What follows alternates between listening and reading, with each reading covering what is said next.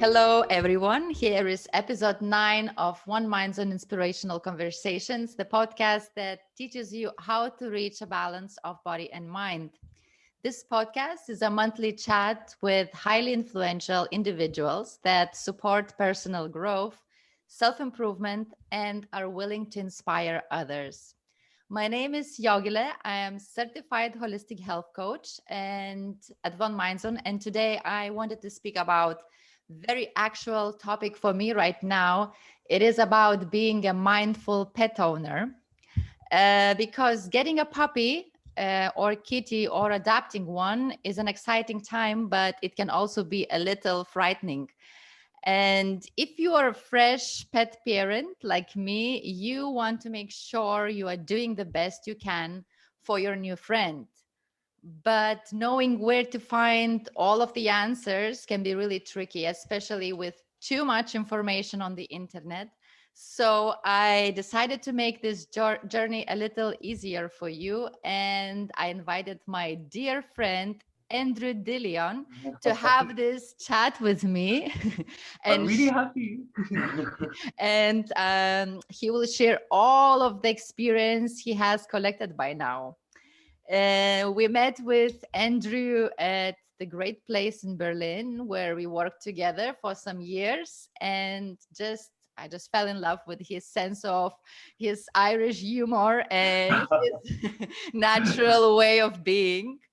And we were both very into dogs too, so we'd always like pay lots of attention to the animals who came in. Exactly. That's what I wanted to say. That apart just from that he's a super talented person and amazing, who has amazing voice and plays guitar. Oh, He's also super passionate about dogs and understanding them, teaching them, and having them as friends. So hey, uh, Adi, I'm so hey happy. Yogi. Hi. It's so good to be here. It's really nice to be on. If I talk over you, I'm very sorry. I'm still getting used to the whole podcast, exchange type of thing. But No, yeah, it's it's really good. good. Yeah. It's really good to be here. And I think something that you said in the intro is actually one of the most important things I've been seeing so far.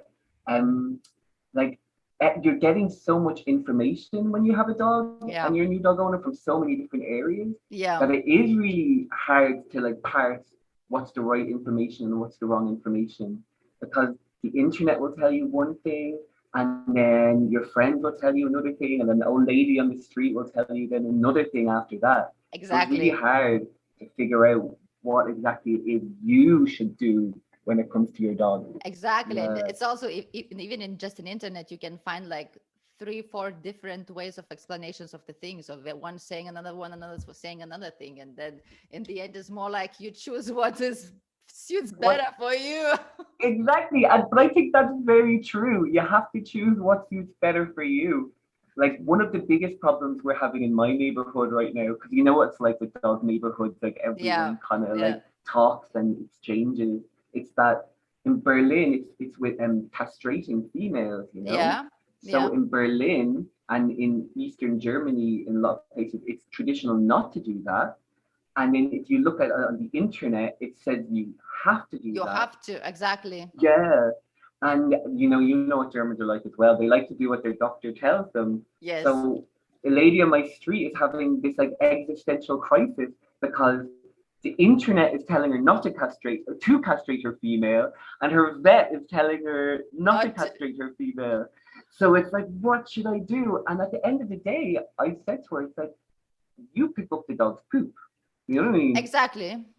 So You you have do to what's best for decide. you. Exactly. Exactly. And yeah. And that's like a thing that I think a lot of people forget when they're taking care of a dog, especially new dog owners. It's that at the end of the day, you're picking up the poop and you're going on the life journey and you're going to be together at the end. So then Yeah. you make the decisions. And I think that's like the thing that people sometimes forget in the mire of kind of like new dog media that comes at them when they get a Exactly. puppy. Like, Exactly. yeah. Exactly. And I've chosen not to personally, You but chose that's not just to. I Okay. chose not to. Yeah, my vet went like ham on me. Like she really, really, because I'm from a culture where we do that. Like I brought my dog and I put my dog on the Yeah. counter and I was like, here you go, expecting like a round of applause, and Yeah. she was just not impressed at all. Like she basically told me I was castrating, not mutilating my dog Yes. from my own personal life, and I was just like, oh, I don't want to mutilate my dog. But then when I looked into it, the idea of not castrating females does make some sense. There's more chances of hormone imbalances with a Yeah. castrated female, Yeah. especially if you castrate them earlier. And if it does get very difficult for her to be in heat, I will do it later on because I Yeah, you my can always do it later, of course. exactly. So it's like it'll happen and or it might happen depending on how she is. But these are the decisions you have to make yourself.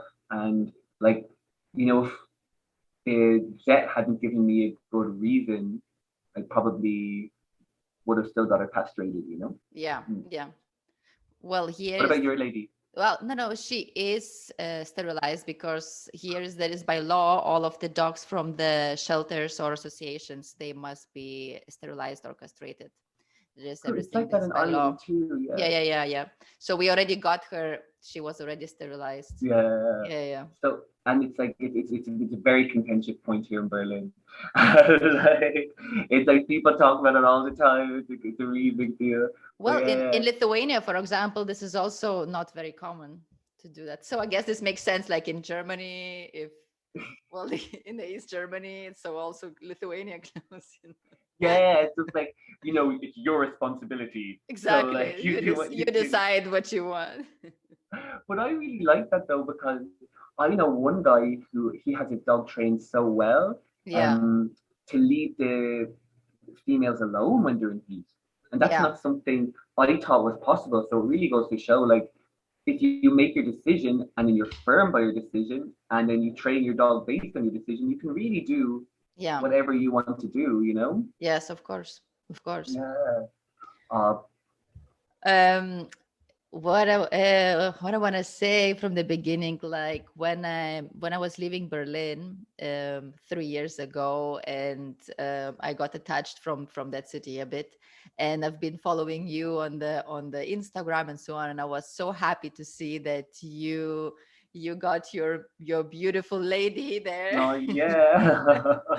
And because since I was always been obsessed with the dog, and when we were working, we were always exchanging the stories about dogs and about you having the dogs and all of the stuff. I was really happy to see you finally becoming a papa, you know.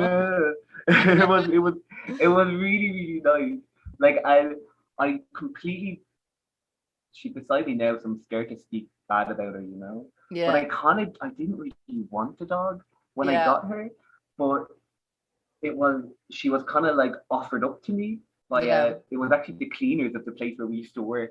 Their yeah, dog had a baby, and I really loved their dog. And as soon as I showed any sort of interest in yeah, having her, they were like, take her.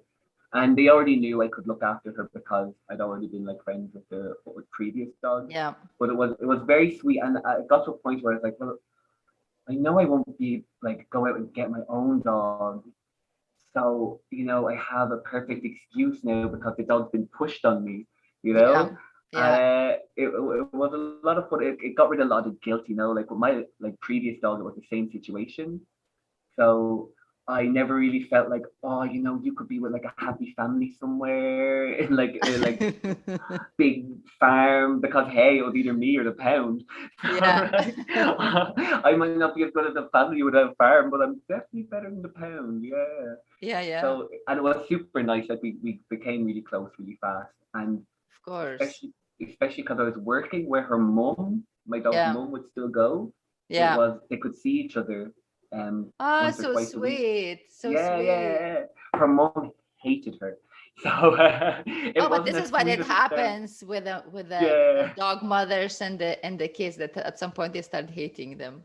Yeah, exactly. yeah, And especially with girls because like males are genetically predisposed to stay in the pack, yeah. whereas with females they're genetically predisposed to like find their own pack once Mm-hmm. they mature and like start their own. So with boys it's a little bit easier to raise two together or to raise Mm-hmm. siblings, but with girls it's very difficult to raise siblings or a mother and a daughter together. Yeah, it can be quite strange. I re- And hmm. yeah, go on. No, I remember like when when you got your dog, I was thinking, okay, oh my God, now it's my time to get myself finally to make the dream come true. If you have Yeah. one, I was like thinking, okay, this is a sign. Exactly.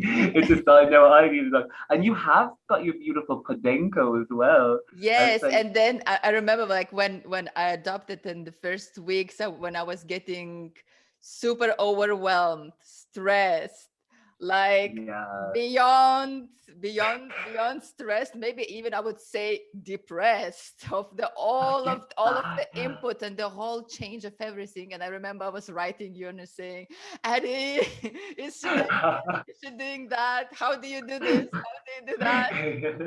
And I remember being so relieved when you were saying, "Oh, Yoga, don't worry." I remember myself from the beginning, the first weeks and months. I was terrible. I was so stressed, and I felt like I'm not alone. Yeah. We are more, and this we are going all through the same.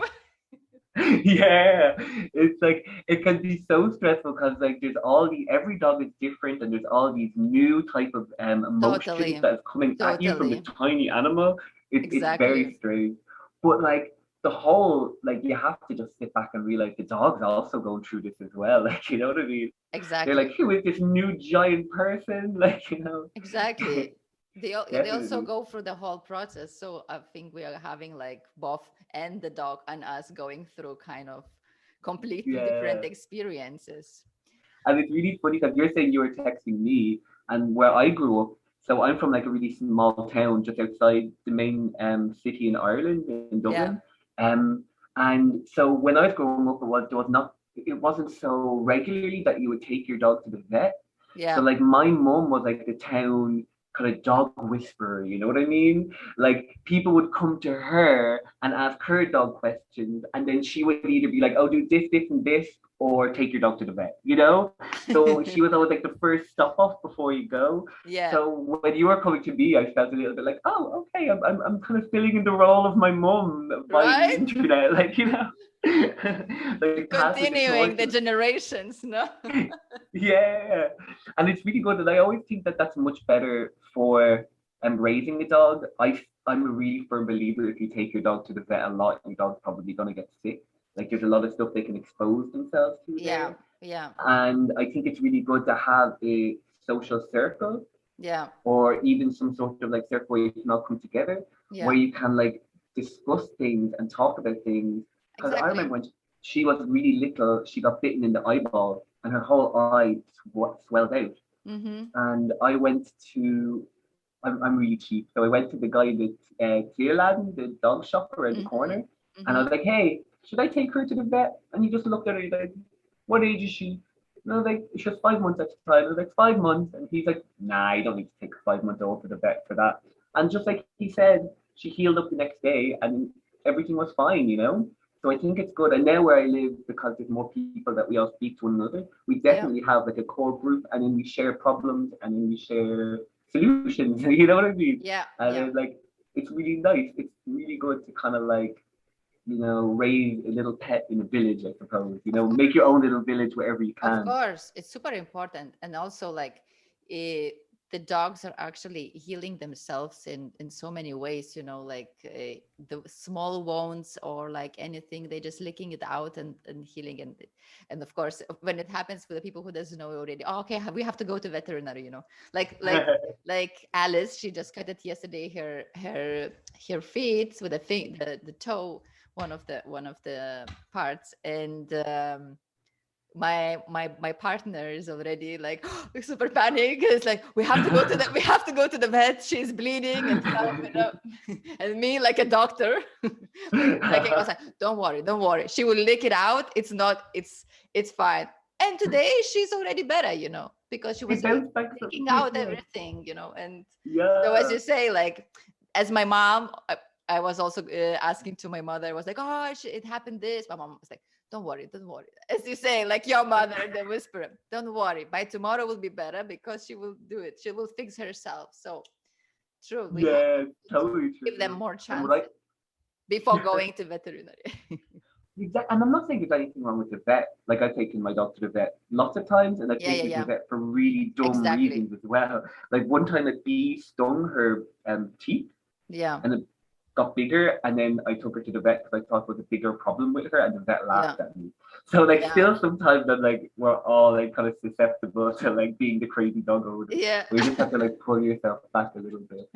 And I always find for especially if it's put on the pad of the foot, Yeah, was it? yeah, I, yes. apple cider vinegar after essig. You guys have Oh, that it's really experience? that it's really good for that. It's really Really? good for that. And then they lick it a lot. Like you just let them lick it. I don't dress it or anything. I just like Ah, I didn't know this. pink salt, Yeah. warm water, and apple cider vinegar, and then just Yes. pop it in, and then Yes. just let her lick it off. Then don't cover it or because you were saying that you just let them lick, Yeah, and yeah. that's better. So many people like would cover, and that's not a good idea at No, no, all. no, no, Yeah, no. Because then they get nervous even more. exactly. Yeah, but I always just give Well, them I an could not apple even cider. put anything on her feet because she would just take it off immediately. It's She's a mountain it's hunting dog. It's not impossible. normal. It's my dog is not one of those who's listening, who's following too much. It's they go So very. yeah, yeah, yeah. She likes to be very individualist and decide Yeah, on herself what she wants to do. And she does it well, she's actually pretty good with the training and she's learning very fast the things, but she's still lazy. She's still lazy and she still decides on herself. Like on her own time, you know. exactly. She's like, I don't want to. And then she's even turning from you. But I would prefer to have a dog with its own autonomy. Yeah. And I love that sometimes my dog is able to be like, no. Like, I quite like that. And it occurred to me really early when, I was always running back and forth from work or running back and forth from whatever. Yeah. And there would be days when I wasn't running anywhere, but I was still running around. Yeah. And then my dog would stop me, and then she'd look at me like I want to sniff this. I'm like, well, I'm not going anywhere, so I suppose, yeah, go for it. Like, have a sniff, knock yourself I out. want It's this. like, like It's it's nice when true. they teach you to slow down and then It's let true. If you me don't also let slow down. them, she's looking. Yeah, She's looking at you like, "Excuse me." like this is I don't know, RuPaul's Drag Race sniffing this old bush here. Like, you know what I mean? Yes. Like this is my like big budget Hollywood movie. Like, they have their own little desires, and it really that's like so when you have an independent dog like that, it can really help you slow down yourself and kind of A like lot. absorb your surroundings because A that's lot. their most exciting thing to do, to absorb their surroundings. Exactly. So Exactly. if you respond to what they're telling you and then you let them and then you also do it, it's really good for like your spirit and knowing your area as well. Exactly. So, Addie, tell me, were you always the animal lover? Oh, 100%. Yeah. Like we always had at least 3 dogs in our house. That was like always Always the three deal. dogs. Always 3 dogs. It's like, but also, Amazing. yeah. And it also meant that we like never really got sad when one dog died. Because there Uh-huh. was like another 2 dogs waiting. Like you'd be mournful and you'd celebrate the dog's life, and but you'd not like I have friends who would cry for 3 days and Yeah. like never get another dog again for 10 years. Where Yeah. because we were always kind of running with like 3 dogs at a time, Yeah. we always had to just be kind of mature and be like, hey, and all of our dogs lived quite old, Mm-hmm. so it was always like, hey, she lived a long life, she lived a happy life. So like let's keep going and celebrate like the dogs that we have and Exactly. celebrate our memories. So Exactly. it was always really good for that. And I was always just like I really prefer to talk to dogs sometimes than people, like like, so always been definitely a dog person, 100%. Like, and that was like one of my hardest things when I first moved to Berlin. Like I didn't have a dog. Yeah. I had a dog in Yeah. Dublin and he died around the time I moved as well. Well, yeah, it's So pretty hard. Like when you move to somewhere to live, and then of course when you try to settle yourself, it's pretty much impossible to have dog or cat on your own. Well, with a cat is uh, easy, of course, to have little it at easier, home, but with a dog, so hard. And that's why I felt bad about I couldn't go out and get myself a dog. So when the dog was like pushed on my lap, it was like perfect. You know what I mean? Yeah. It just happened like naturally, you know? But Naturally, yes. yeah, because like it is hard to move around and get yourself settled in a new country with a dog. But it also was just like, you know, my favorite sound in the world is, you know, when you get off your sofa and then Yeah. a few seconds later you hear your dog getting off the sofa to follow you. Like Yes. I miss that sound so much. So it was really nice to have it again, you know. I was just like, ah, all of this is supposed to be. You described it perfectly. It's exactly what it happens. You just get Yeah. out and she can get out. It's And crazy. it's like, True. oh Yeah, yeah, yeah. You don't yeah. have to even to say it. She just boop, boop, boop, boop, boop. Yeah, just that little noise. And I missed it so much.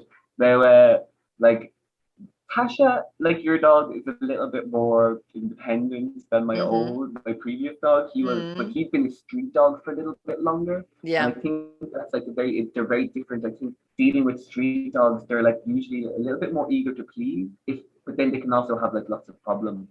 exactly. Where, but I think anyone can like iron through those. Whereas with Tasha, like she's never been on the street, so she's kind of a little bit spoiled, I Yeah, suppose. yeah. Like, it's like, whereas like there's certain aspects when I compare Barney was the name of my last dog. So when I compare with Barney, it's like, well, Barney never did that. It's like, well, Barney was a little bit more grateful, like you know what I mean. But it is really sweet, and she's like, ah, no, it's really nice. Yeah. And what was your first dog? And tell me more about your present dog, Tash. Yeah. Yes, so I'm from Dublin, as I said already on the podcast. So my first dog was a Jack Russell Terrier because Jack Russell Terrier is like the national bird of Dublin. Like it's such a like a popular dog there. And I just always like I loved her so much and she was like my little buddy. And like she lived a very long time as well. And God, I can't even remember how she passed. Like we had, because like I said, we always had a few going at once. Yeah. But so she was just really sweet and a really easy dog, and one of those dogs that like because you know you can see in their eyes like a dog that had raised a few human kids Yeah. and like had dealt with the stress of having like children in her life, like so it was pretty chill dog. And then my first dog that I had all by myself, that was my own. His name was Barney, Mm-hmm. and he was a street dog. I never had to train him ever. He just knew everything from the get go. It's He never amazing. stressed me out. It was so mad. Like but he was like one of those situations where it was like, I don't think you're just a dog, buddy. Like you know, like I remember taking him and my mum's two dogs out for a walk one day, right? And this was just the first part of spring, okay? So they'd had all winter, they were in the cold, and it was all really, really rainy and awful. And so I took them out to this river. And then my mum's two crazy dogs were like running around the river like lunatics. And I was like, oh, where's Barney? And I turned around and Barney was like sniffing this like flower with his eyes closed, like it was the first flower of spring. I So remember just being sweet. like, who are you? Like, you know what I mean? Like you used to be somebody, like you're not just like some random dog, like, you know. So he was super like mindful, like he was just completely, completely, you didn't have to train him, you didn't have to do anything. Whereas with Tash, it's the total opposite. Like, so Tash is from a single pup litter. So there's Mm-hmm. only one puppy. Mm-hmm. So she never What had is the her one. breed? Oh, Michelin. Her mom is like a pincher terrier, Uh-huh. and her dad is like a bully breed mix. Like Uh-huh. he's like big dude. Yeah, and then that's Nice why. mix. Oh, it was a super nice mix. When the owners of those dogs, when they told me that, so Tasha's mom is named Nikita and her dad's name is Tyson. So, so they were like, "Oh my God, Tyson got Nikita pregnant," and I was like, "I don't think Tyson can get Nikita pregnant." And then it turned out Tyson got Nikita because he was so Because big and of course Nikita the pincher terrier is very is small, pretty small to very compare small. with the yeah. A big dude. Now she was a good bit bigger than an actual pincher. Like Mm-hmm. so, she's not Mm-hmm. like she's not one of these tiny things. So Yeah, it's not yeah. The so what? scary. Yeah, yeah. But that's why there was only one puppy because she was born in the winter and the mum was really small and the dad was really big. And then that like gave loads of challenges because one of the reasons they gave her to me was because they already had three dogs and then they were running their own business. Yeah. So it was very hard for them to cope with Yeah. a single litter pup, because single litter pups have much less attention like spans, Okay, and really? they get frustrated really fast, and Okay. food isn't such a big deal for them, Uh-huh. because if you think about it, like most dogs are fighting for, is it 9 teeth Yeah. to take milk from the mother, Yeah. where she had her choice of any of those nine Of teeth course. Of at all course. times. There's no competition, so it just meant like they started to start training her was very difficult, because I can use treats now, Yeah. but for the basic training I couldn't use treats, because she'd be like, well, I would rather run onto the road than Oh, have that really? treat. Yeah, now she doesn't run onto the road. But at the time I had to these pulleys, it's like a Yeah. little rope Yeah. with the Yeah. dangly bits. Like I Yeah. had to carry a really tiny one of those around in my pocket and be like, we stop here, and then dangle it in their face, and then she'd stop, and then we move, and then dangle it again, because treats just wouldn't do it at the Okay, so time. Like, she's okay. It's just funny because because of that, she is not like food driven dog. not food driven at all, And and more because than she's so game driven, like a playing driven. Ah, exactly. interesting. And because she's so dominant, people always assume she's food driven. Like, oh, she's Of like course, a yeah, really because dominant mine's dog. is crazy completely. Yeah, yeah, Oh, mine's really? completely crazy. She's like, you can do Oh, everything with the food. You can do what is good because the trainer says you're lucky because at least you yeah, can yeah, get what you want. As you exactly. say, yours is like, okay, I will go there and I will get it on my own. Yeah. Well, she's grown into food driven a little bit more. Yeah. So it's like she's not, she still isn't food driven, and she still has no aggression about food, but she wants treats a little bit more now than she used to when she was a puppy. You know what I mean? It's like a treat. I can train her with a treat now, but not in the olden days. So your girl's a Podenco, so she probably comes from a really, really big litter, because they're big, strong dogs. Well, this is the thing. We don't really know exactly the whole past. We just know some details of the thing because she's actually coming from the south of Spain, and especially they're breeding them for hunting, obviously. Yeah. But as we know, she hasn't been abused or anything, and we don't really know if she ever hunted or not, or because Yeah. we knew that she was at some family and then they left her and then the another ones took it, so we don't really know, but I assume, yeah, because yeah, usually Yeah. Podenco's coming in a And that's one of the amounts, greatest things about having a rescue dog.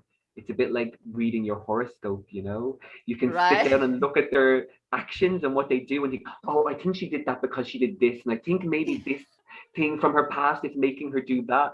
And I just think that's like just like super lovely to just do with people, you know? Totally. Well, My totally, because that's why she's so obsessed with the food and stuff. Because the trainer said us, of course, it's like if you would have to live in a shelter with another maybe 10 dogs or 15 dogs in one space, they all had to fight for the food. So obviously, she's food obsessed, and she's just like always hungry because she always had to fight for that. So as you say, yeah, the same. I'm like, oh, she's like this because she had to fight. exactly, yeah. She had See, to it's like keep and her own food. it's exactly. It's like it's really, really, really, really, really like sweet to just like try and piece together your dog's past, like like Yeah, totally. a friend of mine had a beautiful Greek street dog, and she was Hmm. so this. She didn't care about any people. She was just not a loving dog. Well, she was her own dog, so she was. I liked her, you know. Yeah. But when she smelled toast, like toasting bread, she would just go crazy, and she'd do this like twirl right in your face. And it was so unlike her, because she'd never like twirl or show you any interest. Like I was just like, okay, so you have some really, really strong emotions attached to this smell of like toasting bread, you know? Crazy. Yeah. And Yeah. how is your dog taking the training? How is she responding to being trained? Well, in the beginning, I started training her on my own at home, and she's actually pretty lazy, and she understands that what you want her to do, but then she's like looking at you is like no, but then she's No. but she's still doing it, and she's understanding it Yeah. super fast, and she's getting the commands like, oh, you can see her in the Yeah, I can see her. the I can camera. see her little butt. Um, so like the commands like sit, lay, plays and stuff, she learned very fast, or like Nice. leave it, all of the stuff is like she learned really fast. And this was a moment when I really got amazed, was like, wow, I read so much about that podencos are actually really hard in training, because that's so individuals, and they're deciding themselves what they want and when they don't want. So I was like, Yeah. wow, you really like got it super fast. And recently we went to the dog behaviorist training, a bit outside of the city, to the countryside, and we had a whole weekend training, and she was a mess. She was completely mess, and she was rebellion completely, barking non-stop. Like I was like, oh my god, all our training just went completely down for everything. And But she was also, around lots of other dogs though. yeah, and Yeah, that's always different though. Don't hold yourself on too hard, because she it's was always one. yeah, she wanted to hang out with other dogs and play with them, and she just felt like, what am I doing here, I don't want to train now, and was super hot, and she just was excited all the time and wanted to play with another like podenco and husky, so it's like, Oh, so there is these things, but I always see that now that she's getting better and better and better and calmer, and actually she's a really good dog, and she's lovely. really listening, and she's doing, but of course she's still young. Yeah, Mhm. but training's an interesting one, because like you'll read a lot of stuff online, like you're saying, but like I think all dogs are as smart as you let them be. You know Yeah, what I mean? exactly. They're as Yeah. smart as you allow them to be. So if she can feel that you really want her to do something and she's really connected to you, well then she's gonna try her hardest to like do that. But like when there are distractions in the way, it's always quite difficult. Like, but Yeah.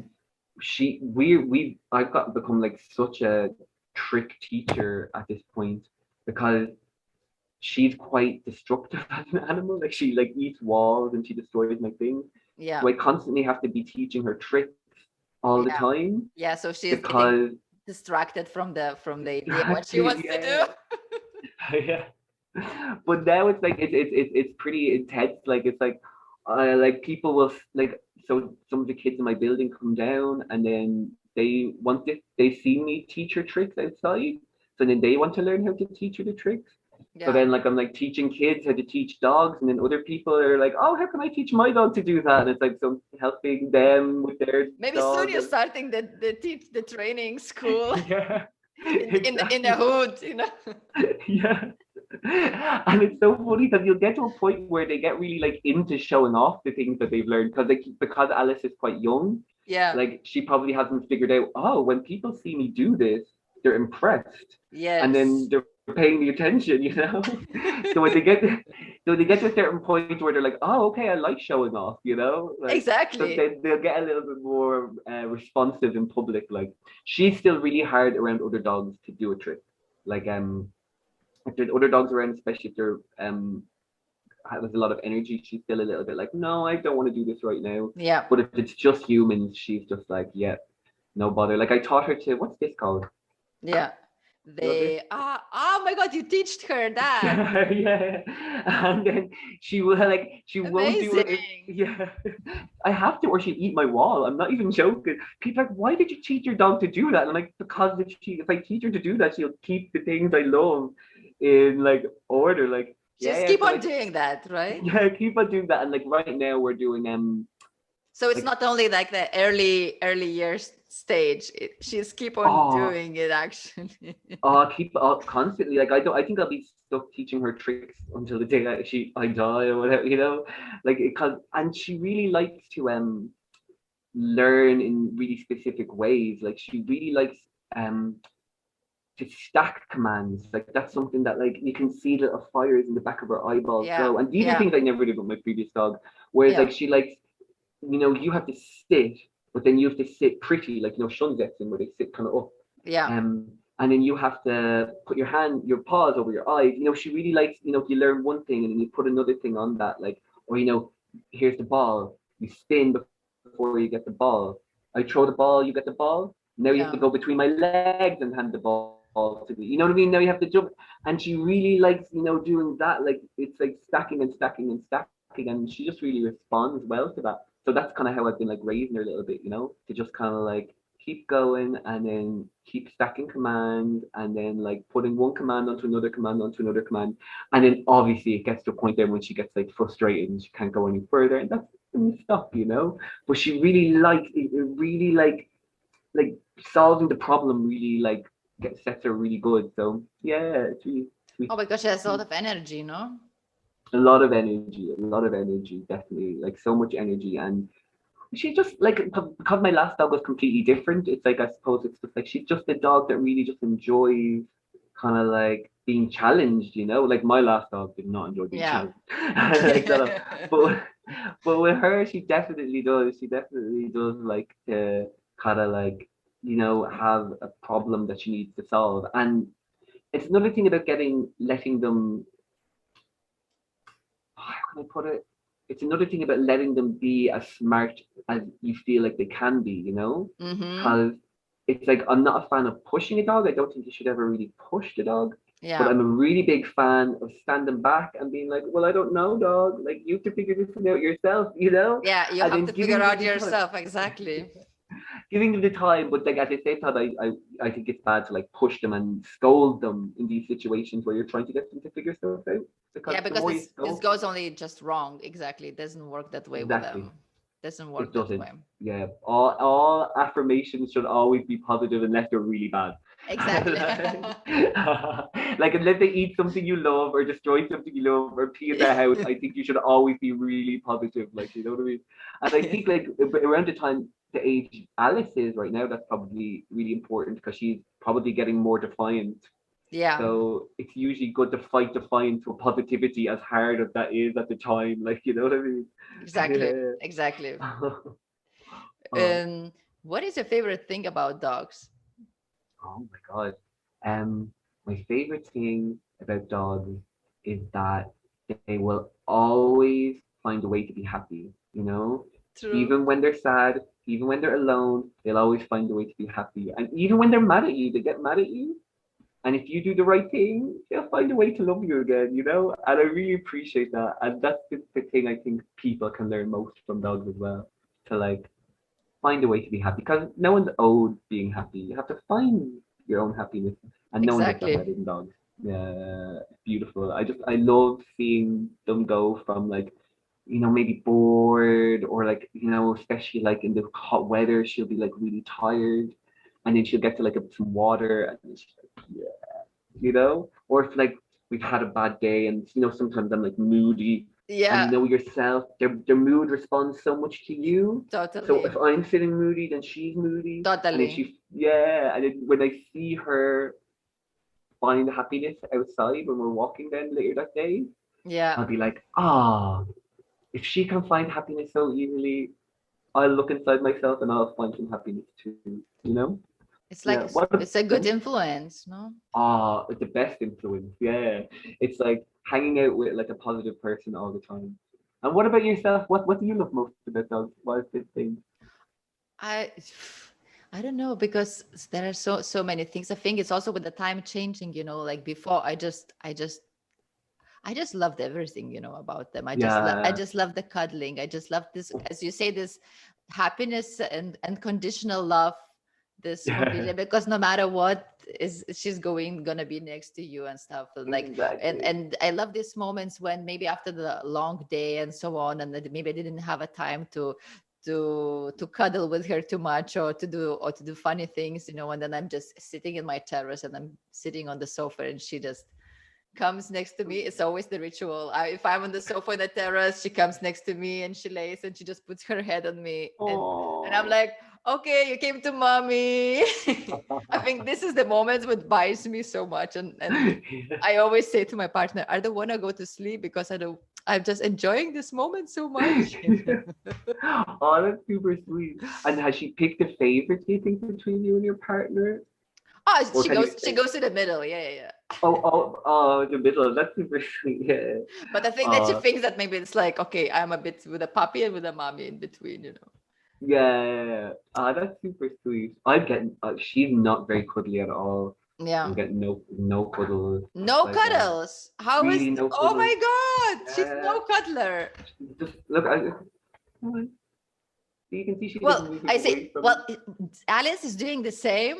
Is Oh, okay. she doesn't like to be touched too much, or she doesn't like to be grabbed or anything. She Oh, just yeah, like is like, leave me alone. This is, I don't. She's more. I would say like she's more like cat than the dog, because she comes Oh, whenever sweet. she wants and then she leaves. But then there are moments when she really wants you, and then she comes next to you, and then you can do whatever you want. Sweet. All in her terms. It's all in their terms. I got all time. Exactly. But yeah, no, somebody told me she'd grow out of not cuddling me at some point, and she sleeps on top of me when we go to sleep. But like, Oh my God, yeah. yeah, but never would put. We don't. She doesn't really cuddle much. But she's Uh-huh. more. She's very. I don't know, high strung maybe is there. Yeah, yeah. Mm-hmm. Definitely not like a cat. No. But more like a watchdog, but she's watching everything, you know what I mean? Yeah.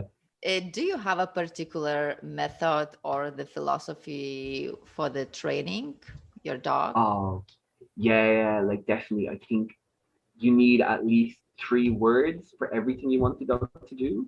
And they Okay. should go by layers of being kind of more important.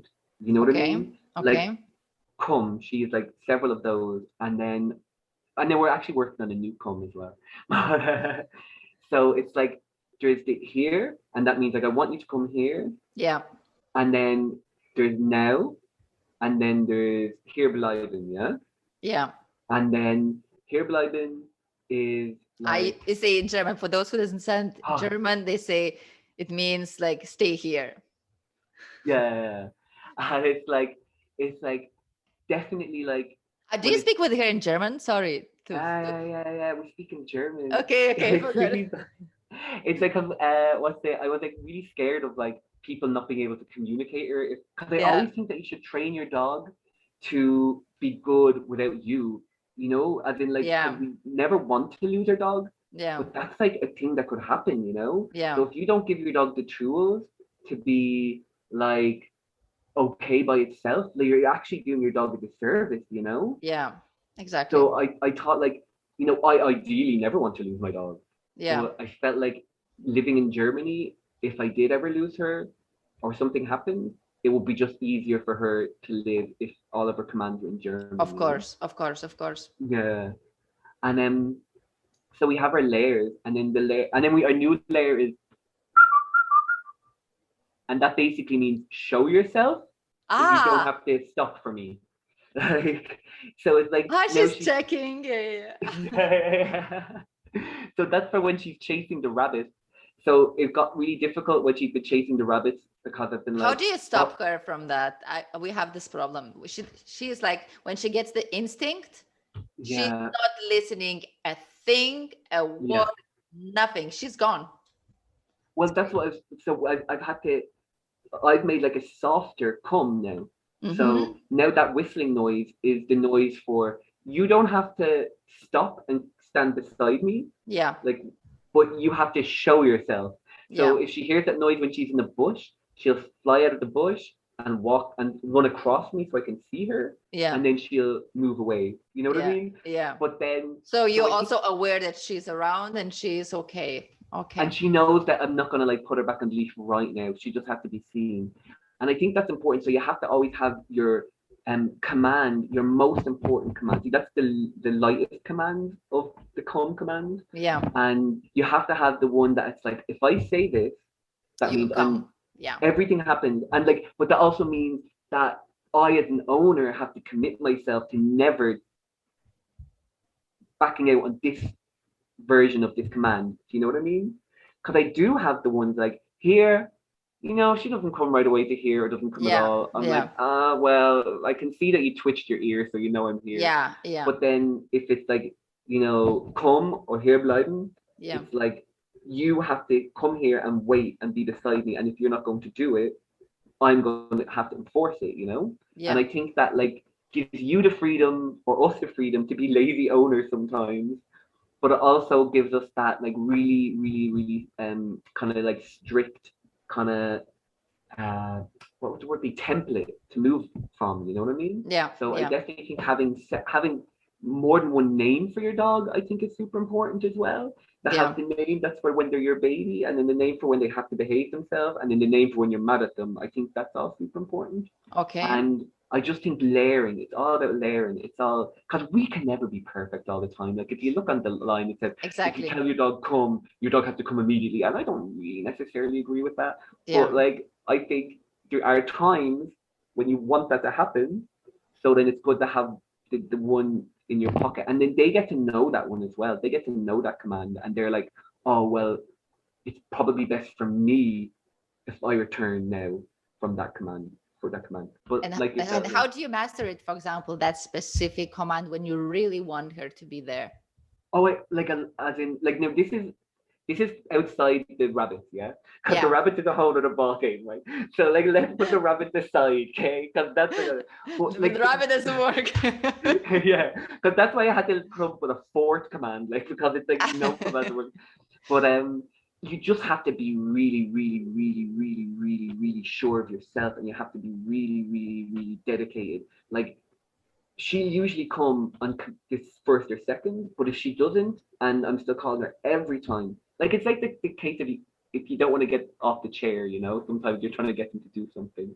It's like you have, if you're going to use that last command, the third command, you have to get off, you have to make yourself uncomfortable to enforce it sometimes. You know what I mean? Yeah. Like you have to chase that, like I often like, you make a loud noise, like I'll clap or I like with my big eyebrows, I like look really angry at her, you know what I mean? So she knows like my face has changed and like I'm not happy anymore. Yeah. Like it's really about like making yourself uncomfortable or embarrassing yourself in public. You have to actually be like, hey, we've tried all the other commands. We're now on the serious command. Yeah. And because we're on serious command, I'm being very serious. Yeah. And like, I think the longer they live with you and the more they realize Yeah. And that she these gets commands, understand. Okay. exactly. So she's like, oh, if I come to this, then I get the angry eyebrows and back on the leash and I'm not playing on fun. And I think that's Yeah. like the most important.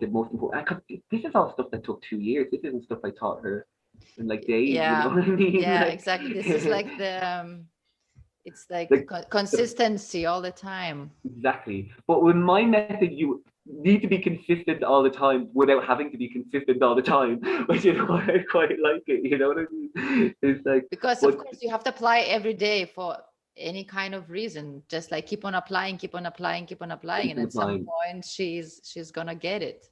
Exactly. And like, so one of the commands that people used to make fun of me for teaching her was the finish play command. Uh, Because she's so much into the playing, she's so obviously. much into the playing. And then sometimes when we do, so it's this, she's all, with Tash, it's all hand motions and words. Uh-huh. So it's like fertig, which means finished. And it's like, I run my hand across like this. And Mm-hmm. then, but for the first year of me doing that, that would work. It would work for 3 seconds, and then Yeah. she's right back to what she was Yeah. doing. You know what I mean? And then people used to make fun of me, be like, "Well, it doesn't work really well." And I'm like, Yeah. "Well, take your time. It's all a process." And now she Exactly. understands. Yeah. And now it's like she understands that if someone makes this movement to her and it says fertig, that it's done, and then she cannot play with that person anymore, or that person is just not going to interact with her anymore. And Yeah. that's one of the best ones I taught her, especially for living in the city. But like I said, for a year, people are like, "That's silly," and then now people are like, "Oh my god, how do I teach my dog to do that?" It's like, it takes a year. you know? But it's But funny it, because I also realized that the hand commands it works very well. Well, I don't know, maybe that depends from the dog. But for with Alice, it's the same from the beginning on. I was always like, if she's on the way, sometimes I don't even say to her like, "Go out of my way," because I do. If I run somewhere and she's on the way, I don't have something to speak. I'm just like showing like this, or like that, go there. And she yeah, does, and she does they like do. boom, boom, boom. I was like, it's crazy. Sometimes I think that she's like reading the mind. It's like Yeah, this it's because like telepathic communication kind of. yeah. Like this is like a very like if they read people with their bodies. Yeah, I mean, they read other dogs through their bodies, yeah, so it's natural for them to read you through their body. It's just, exactly. and this is goes back to something where it's when I learned to be more mindful about like what my dog knows. It was a moment when she was quite young, but not really young, and she ran out in front of a road, and every word I used to tell her to come back wasn't, none of the words they used were a word she actually knew. You know what I mean? Like she knows several words, and I was like, "Oh, dog, come back here! I don't want you to get hurt." Like she knows none of those words. Like, you know what I mean? Like none of those words.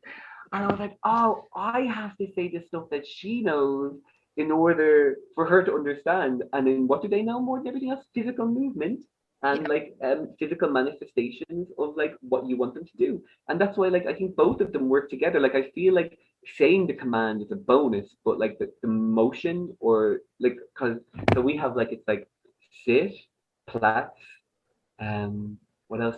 Drehen and spring. Like we have like all of, and then foot, and we have all of the motions like mapped out. And I think like when they do it to your voice, they can do that, but it's much easier for them to do it to the motion. Like, you were speaking a lot that she's the play driven. What are her favorite toys and games? oh, and the BALL. What is that? The ball. Oh, she doesn't care. I thought she'd make some sort of movement. No, she didn't care. No. Basketball. Basketball. Oh. Nimm den Ball. I should. It's so sweet. She really likes ball, and it's so it's like, and she likes, so she really likes playing with people that aren't me. With the ball. So she's playing with you only. No, she likes playing with people that are not like. She doesn't like play with you, but she plays with other people. Like she will play with me, but it's so funny. It's like, and I always feel so emasculated because she will literally see a big dude with big muscly arms and tattoos and stuff, and then she will like ignore me and run over to him because she knows big dudes can throw the ball further than I. So I sometimes take her to the park near my house, Humboldt, and I throw the ball for her 3 or 4 times, and then she's just like, and then she'll find people, and then she'll go over to them, and then she'll just like drop the ball in front of them, and they take a few steps back. And how do people react?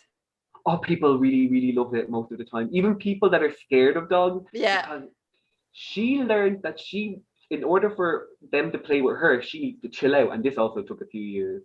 Yeah. And so where she was a puppy, she'd be like right in their faces, where she learned that if she like drops the ball in front of them and moves back and just looks at them, that they'll usually play with her, and they usually like her. And that's another reason why the fair tick command worked really well, because sometimes I'll be like speaking to people, or I'll be in the park and people are like, "Can your dog leave her alone?" I'll be like, "Oh, just do this and say fair tick," and then she'll leave you alone, and then she will immediately do it because she's learned, hey, this park has like about 20 people in it. I'm not going to waste my time on that one person who's not going to throw my ball. So I'll just go to someone else. And sometimes she just makes dudes that are with their girlfriends look really cool, because she always does like the big bros. So then this big bro's there with his girlfriend, like this random dog in the park, just decided that he was the coolest dude. So people usually respond quite well. Yeah. So amazing. And like I said, like, and like the kids in the building, like I've taught them all their commands, and that's actually super cute because they're German girls. Yeah. And like they're trying to get her to do the command, and they're saying these German words in my shitty Irish accent. So they're like, Dorian, for trying to get her to Fertig. Oh my god, I'm listening your comments and I'm like thinking like, oh my god, I forgot the German language. Your German's beautiful. I got a German person to what's the word, rate everyone's German in our old job, and Yogi came like before 2 natural German speakers. Yeah. Paul rated your German. But this was a pass. So now I'm trying to learn Spanish, so it's a bit. Well, you have better German than Lenny, and he was born here. Well, I try to speak in Spanish with my dog now. So. Oh, so that's really good as well. Yeah. Exactly, because I thought, well, I should actually speak with her in Spanish. She come originally from Spain. Yeah. Yeah. What are some of your favorite things to do with your dog? Oh, I don't. So you only had her for a year, your dog for a year. So this was one of the things that kind of I discovered later in dogs, brushing their hair. Oh my God, I love Oh, brushing her hair. does she like it or not? She loves it. She absolutely Okay, loves you'll it. have to tell me what to do because mine, she's running away from me all the Oh, she time. runs away from Yeah, it. yeah, Oh no. yeah, yeah, yeah. What type of hairbrush do you use? I tried a couple of them, different ones, because I went to the pet shop and then I said for the short hair and so on. And then they gave Yeah. this kind of silicone thing, but I don't think it doesn't Oh, really do anything. And then I tried yeah. another one with the longer things. I don't know also. So maybe I just have the wrong brush. Might be the wrong brush because I What had one brush of are the you glove. use? Well, this is the thing. I started off with the wrong brush too. I had. Have you ever seen the dumb glove? And you Yeah, put I've the seen glove on. that. I had Yeah, it for I my started. dog in Lithuania. Yeah, it's bullshit. Yeah, she hated it. She hated it, and it didn't get any hair. But Yeah. it's like I have this like really small, cheap kidney shaped brush. Uh-huh. It's like, and it's blue and black, and she just absolutely loved that one. But she hated the one before it. It's not fancy. It was like just tricks you make it. But I Yeah. also like you have to. I put her onto a just near my house. There's this big kind of stone thing that people can sit on. It's just like a Yeah. big stone rectangle, Yeah. and if put her on top of that, She's she not can't moving move now. away from it. Yeah. So then I just brush her, and then that I think that's what made her really like it because she's like, oh, okay, yeah, no, I have to do it. No, she enjoys it, and yeah. But I just find it like for me, regardless how she feels, I just find it so therapeutic, just being like, ah. And then when you look at your nice shiny dog afterwards, it's always really nice. Beautiful. Yeah. But Exactly. even there's these like fur buster brushes. Have you heard of those? The ones with the really I s- tight metal. yes, I saw it on the pet shop. Yeah, yeah, to order it. Yeah. And I thought about it as well, but was It's not sure. it's I think your dog's hair is a little bit too coarse for one of those. I think it might Yeah. hurt her a little Yeah. bit. Yeah. But her hair's too short for one. But a friend of mine was showing me one the other day, and as soon as she saw a brush come out of the bag, she's like, "You're gonna brush me, buddy? Is that what we're gonna do here? Come on!" And she was like really excited, and she wanted it. So yeah, she really likes it now. But I think those one I wouldn't get one of those for her. Her hair is too short, and yeah, I think they're. I don't know. I've seen Is she people is with she short hair. losing a lot of hair or no? No, not so much. No, No. but I just Mine's is like like to crazy. brush it. Oh, really? Because I Hmm. suppose it's a hot country dog, maybe. I thought so. I thought maybe the sun, the heat, I don't know. Because Yeah, well, because again back to the same thing, too much information online. I was yeah. reading so much about this losing the hair, and different articles says different things. One saying like, okay, the nutritional part, but she's already getting everything nutritionist thing, so I don't think so is that, but I think it's the weather probably. It's probably the weather. And I say like maybe you They just say have to that you can find, have like allergies as well, they say. and that's why I oh, don't I really say that believe.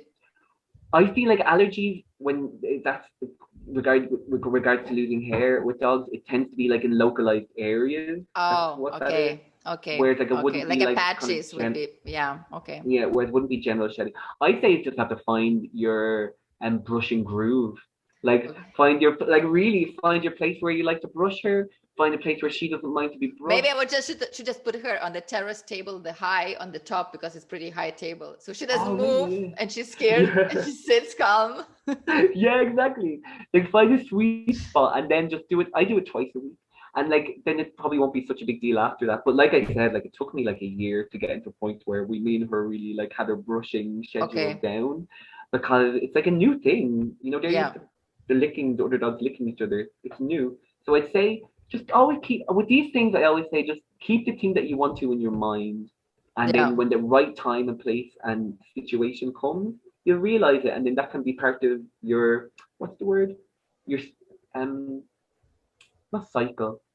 Your system? No. Like just how you do things. There's a word for it, but I can't think of it right now. Well, it'll be So just part of though she had a couple of times that she really enjoyed it, but that moment she was like it was Sunday, it was afternoon, she was relaxed. I was on the terrace as well, and she was just laying around, and I was just kind of playing yeah. and brushing, and that exactly that time she was really enjoying, and she let it me do. But this happened once. All the times afterwards I had to really hold her and then brush. Yeah, You're not yeah. going anywhere. Yeah. So since then she's always like watching at me with this kind of suspicious look like, will you try to trick me again? Yeah, yeah. She does that sometimes. She looks at me really suspiciously when I'm like, when she's really comfortable. She looks Yeah. at me like, don't ruin this for me. I'm really happy right now. I love you. I don't want to ruin anything for you. Do you have the problems with the washing, with the bathing? Oh, she Does hates she it. like the water? She hates it. Okay. But she likes swimming in rivers. But she hates Oh, being that's good. washed That's in good. a.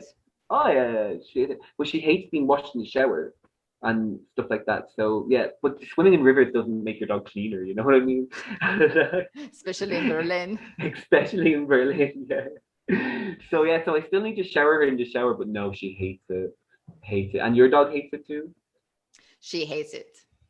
All Mm. of the washings are like a nightmare. Yeah, yeah, yeah. Oh Because no. Podencos are naturally, they love dirt. They love this go in the dirt, like in whatever, and they don't like washing themselves. We tried to bring her to the sea. She was curious, but she never went in.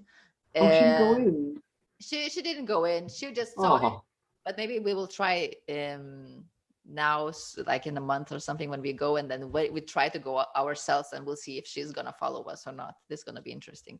Ah, see. um but no, every bathing is like a nightmare. Actually, we ending up us being wet than her. Yeah.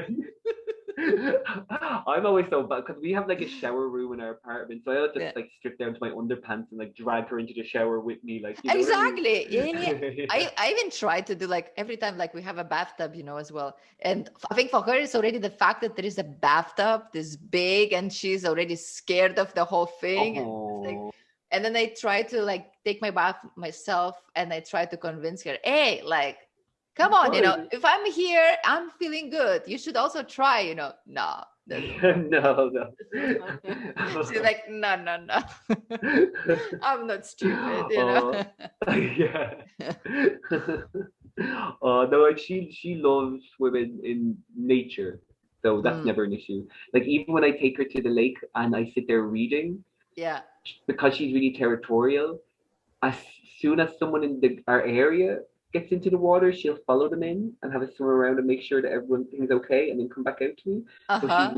she likes it so much, but running water, Yeah. no, no, absolutely not. Water in her house, no, that's terrible. Yeah. She will Yeah. not. Yeah. Yeah. But like, does she chase with the ball? Does Yeah. your Alice ball spiel? She, Depends from the mood. At home, she likes to play with the ball. She plays with the Mhm. ball. Well, she has a couple of them, but it's also depending. If she's like really excited and in the mood, she will play. Sometimes Yeah. she has this game when she has a small ball, and she goes on the sofa and she pushes the ball down, and the ball falls down. Then she picks the ball back and she comes back on the sofa. She again pushes down, and she's having this non-stop Oh. the whole. And then she gets excited of herself, like, oh. Yeah. With a throwing and catching the ball. Yeah, in the beginning when we go to the dog parks, she does this, but then she gets bored. No, no, no. I Yeah. think I she's more excited with the ropes, with the the rope ropes, toys. Yeah. yeah, they're super good. I think having like I got her too addicted to being on the ball, playing with the Yeah. ball. So I think it's good to have a dog that's not too addicted, you know? So I think that's good that she's like not super interested, but will Mm, play with it and interact with it. mm. Because I remember I used to play ball with her every day, and this Russian man came over to me one day and he's like, "You shouldn't do that with your dog every day. She'll get too addicted." And I was like, "You don't know my dog." And like a while later, I'm like, "Oh, why didn't I listen to that man? He was so," because we had to go cold turkey on the ball and everything, Well, and it was they're really also possessive as well, no? super possessive, and she wouldn't interact with other dogs because she wanted the ball at all times. Of course. So, and then that's not good because like Wunschspielen is besser spielen. You know what I mean? Like playing dogs play together is much better. Like Yeah, but Alice and has this problem with the wooden sticks oh outside. really? She gets so obsessed with these things, and if we go to the Oh. park and there are other dogs, she might just grab the wooden stick and look around, and like kind of go to the next dog and show that I have the thing, but then disappear. Like, Like, what the fuck are you doing? But also getting possessive, you know, like it's mine. Yeah. But then I go It's around and show you this is mine. See, that to me is like positive dog playing, because it's like she has her object and then she's like finding things to have fun with, but she's also using those objects to like interact with other dogs. Yeah, yeah. And that's like super healthy family to me. Ah, Like, you know what I okay. mean? Okay. Yeah, definitely. Cause like they do want to show off, like, you know what I mean? Like they do want to show Exactly. off. And, Exactly. yeah. Exactly. Exactly. So with Tasha, it got really unhealthy for me when she wasn't interacting with any other dog in any way, shape, or form, just with her toys. You know what I mean? And that's when I realized something had to change, because you want your dog to show off to other dogs. You want your dog to, like, you know, interact. And if your dog's not Exactly. doing that, that's when you should worry, I think, you know, like, definitely. But if she likes sticks, then that's when you get her into the water, collect some sticks and just throw them all True. in. Yeah. Yeah. We tried last time, but it didn't work out. No, no, Oh, really? No, she's still just like, no. She's like, no, no, no, no. Don't trick me again. You know, it's Yeah. like I see something here suspicious. See, it's that hunter's instinct in her. She's like sussing out the situation, you know? Yes. It's like she's like, something here is not so clean. Yeah. How do you deal with the good and the bad behaviors of Tash? Oh, yeah. I try to, like, that's one thing that always comes down to me. Like, I try to keep my cool, you know what I mean? Like, when she was very young, I lost my cool with her a few times, and I don't think she learned anything from that. Yeah, And I don't think yeah, I learned anything from that. yeah, And so it's just like, and sometimes it's like when she was in heat the first time, she like literally ate into the wall in my apartment, and it was very hard to keep my cool during that, because there's like a big kind of like indent now, and it yeah. was so I didn't even know what happened, because there was no dust there, and I was like, where did this come from? Because I thought she might have dug into it, and then later that day she had white poop. And I was like, oh, you ate the wall. You didn't You dig ate it. the You wall. ate it. Yeah. Your poop has plastered it. And so I think it's like when they're misbehaving, you just have to try keep your cool. Yeah, Because they know the words, they know all the situations. And this is easier said than done, obviously, you know what I mean? But like, I think as a dog owner, the best way to deal with a misbehaving dog is to keep your cool and keep using the vocabulary and the words your dog knows yeah, to sort out the situation. Once more, easier said than done. Like, you know what I mean? yeah, It's yeah, yeah, like, totally. like, I'm not saying like I'm super tenant, but yeah, it's always like keep your calm and use the words and movements and hand motions your dog understands, and then that'll get you out of it. That's how I feel anyway. It's the best way to kind of properly, deal with bad behavior. Yeah, yeah, it's crazy because I also in the beginning, like when was all of the her rebellion state when she was like eating sometimes sofa or like, Oh or yeah. you wake up in the morning and then you see like sofa corner is already open, you know? Or like, or even worse, you know, my boyfriend has a record collection, you know, the vinyls, and she sleeps in the living room. She doesn't sleep with us. She sleeps in the living room, and this is all in the living room. And one morning we get up and we find like the box of the vinyls was like destroyed, and the vinyls were starting eating. And this was the you know, the moment when you and you like, and you know that you actually, the training says that you shouldn't react anyhow because it's only just enforce her to do more, you know. Yeah. So you just have to put it down as nothing happened, and then inside you boil, you think that I'm gonna smash her. Yeah, exactly. It's like, well, yeah, no, that sounds really terrible. Yeah, for him I- it was like, he said like, oh my god, I just had to breathe. He's like, I just had to breathe when I saw it. Just like, I was like, okay, I will fix it, and that's it. But as you say, like neither, I think was one time when I screamed in the beginning on that I screamed louder, something like, or I clapped very hard like that. She got like, I think, more scared than actually any effect of any good out of it, you know. And I think I'm Yeah. super regretting of this moment because maybe since then she's actually more scared of this or claps or something hard, Yeah. So this really doesn't work, these things. It doesn't work. I think it's like important though as well to be like, no, like, you know what I mean? Like, I don't like this, no. But like as like I said, also don't like this, no. Yeah. But like, yeah, freaking out at your dog like you freak out at a person is probably not the best thing to do. Like, yeah. Well, like we've all done it because we're people and that's the animal we are. Like, you know what I mean? So like when we're impassioned, that's how we respond to things that like arouse us in that way. So like, yeah, we're definitely people. So like, but it's bridging the gap, it's bridging the gap. Exactly. Like I keep saying, because I'm like, I'm really nervous, not nervous, I'm really concerned about sounding like sanctimonious, like I know everything. But it's like, that's like the thing I want to mostly get across. It's like, it's all bridging the gap, it's all like trying to do the best you can with like the capacity and that you have at the time. And no one is 100% all the time, but it's always about making that effort to get as close and to do as much as you can with the tools you have. And like, at the time. So Exactly. Is she scared of anything? Cats and big birds. She's scared. How does she react? Is she barking, or is she? She barks a little, but like as in when she barks at stuff, it's when she's not scared of it though. When she's scared of something, she stays well out of its way. Like, you know what I mean?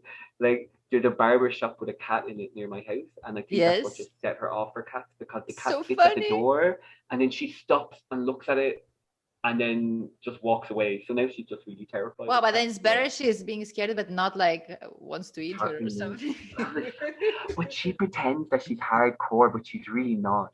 Like, she pretends, because she goes around real tough, like, but she's really chicken. Like, she's such a little chicken. Like, yeah. Well, like, everyone always thinks she's a bully, but she's such a little chicken.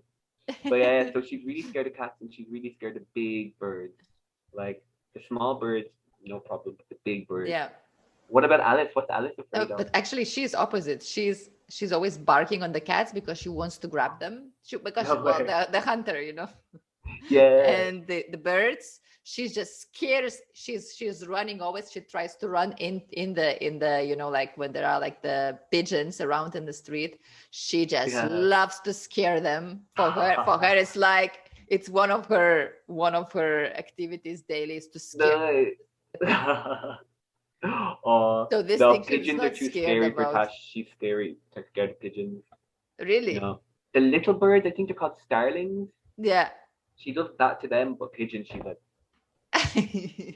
yeah. No, Alice, I don't know what she's scared about more. Other than water. Well, sometimes, exactly, the water. Sometimes of another big dogs. Well, not actually the big dogs, but I don't know. There's sometimes that there are specific dogs that she's scared of, and this is where we think that maybe these things come from the past as well. Maybe from some story in the shelter or something that maybe she had maybe she been hurt or stuff, somewhere. So yeah, it's also we try to find the pattern. Maybe there is any pattern with specific dog, or like maybe male, female, or maybe something, but I think there are no patterns. So we'll see what it's all about. Exactly. And are you because I find in Berlin there's like a really big issue with people layer a lot of issue in terms of gender onto their dog. Like, oh, really? Okay. Oh, yeah, they're like, oh, my boy can only play with boy dogs on the third Saturday of every month with an even number. Oh my God. You just add so much mysticism onto it. Oh, and like, so weird. But you don't do that, no. You're no. Totally, I think. Because when people come to me and I let her do whatever she wants, like when she goes to play with it, when we go to the dog parks, like, play with whoever you want. Yeah. It's like your whole life. It's like, enjoy yourself. Yeah. But I think that's such a good attitude to have for your dog, to be like, hey, we're in your area, like the dog park. You just do what you want. Exactly. Because that's a big training mistake I see. There's like, when people try to train their dogs when they're in a dog park surrounded by other dogs, like they're trying these really specific commands, like telling the dog to sit or plat, and it's a dog park where the dog just wants to run and be crazy. Exactly. Yeah. So it's their time to relax. It's like it's not it's also not the proper place to do the training. You do training at home. You try training at home, or like I have like a little tiny park where like all of the drunks hang out. So no Yeah. one brings their dogs there, and Yeah. so I always train her there. And like that's always like her training area, you know. And then the guys are always like supportive. So I was like, so I was like having a really nice and stuff like that. But yeah, so I think it's like you have to have like your place for training, and that can't be necessarily the same place for playing, you know. No, no, no, But no, no. no, I also just let her do whatever she wants, and she really enjoys yeah, it. Well, you of course you still have to be there, but I always say like I'm here to protect you of something. If yeah, someone is really gonna be bullying on you, I'm here. Don't worry, you know. And yeah. a couple of times I really had to step out and say like, "Hey, take your dog with you, okay?" You know, my Yeah. girl is scared. Like, put your Yeah. dog in a place. It's so true. Sometimes you just have to, but it's You better to have like to. let you have to, yeah. Because there are also the same as like there are many also stupid people who's having dogs, you know, and then Yeah. they don't understand many things, and you may sometimes you have to say this to them. Oh, 100%. Yeah. Sometimes it's just like, hey, watch that. Yeah. But it's nice to do, and it's really nice to like you know, be able to show your dog that you're there for them, I suppose, you know what I mean? But Exactly. like, but it's when people like preempt the trouble is when I get like kind of like, you know, they're like, oh, my dog is scared of this situation. And it's like, well, Mm-hmm. put your dog in this situation first Yeah, and then see, you know? exactly, That exactly, happens a lot. exactly. That's how the trainers are working as well. Put the dog Oh in the yeah, situation and see. Yeah, yeah. exactly. Because we have this problem with this kind of separation anxiety with her. Oh, So the when we went for the training, the trainer just put her in the big cage, and yeah. he said like don't cry if she cries and so on, and we were so like okay. We were just separated and on the side, and they say, well, just we have to put her in this situation and just see how she reacts. What type of the barking is this? Is this a Yeah. demand? Is this a crying? You know, or is this what? So, and then you watch and then you see exactly That's so how cool. you deal with a dog. Yeah. And we just, because I don't have a crate for her, but Yeah, in her first month, she was sleeping in a crate. And yeah, it seems to have done pretty good stuff for her. Like she has not got so much separation anxiety. yeah. But I use these. Have you tried the Kong? The Kong, I think I have one around here. Hang on. This anxiety bed, you mean? Hey. Hey. Oh, Hey, hey. Hey, hey, hey. ah, the Kong. Yes, we have the Kong. Hey.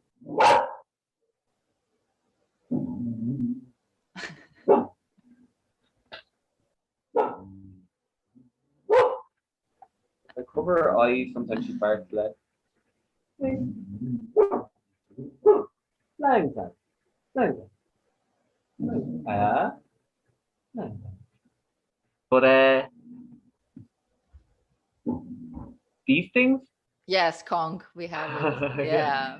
So that's I think these are great for the separation anxiety. Yes, but then she's, you know, when we leave her alone in the beginning, we were living with Kong all the time alone. Yeah. She's finishing way too fast. Oh yeah. Because Oh, I we always leave like a camera on, you know, for the yeah. trying when we leave her alone and to see. And we were living in the Kong, so of course when she had Kong was silence. She didn't want anything else. She was perfect. The moment she was finishing, the panic started. Where are they? Where are Why are they? they not Oh my here? god. Oh my god, oh my god, I'm alone. Have you tried freezing them? I'll have to. Yeah, I Yeah. saw it, this trick. I saw this. Yeah. I have like loads of them in my freezer. Yeah, yeah, try it. That works. That's what I do with her anyway. But yeah, give it a bash. Okay. But the separation anxiety is a tough one to get through. I think it's like your trainer told you, you just have to do it. You know what I Yeah, mean? As hard as it is, you just have to exactly. do it.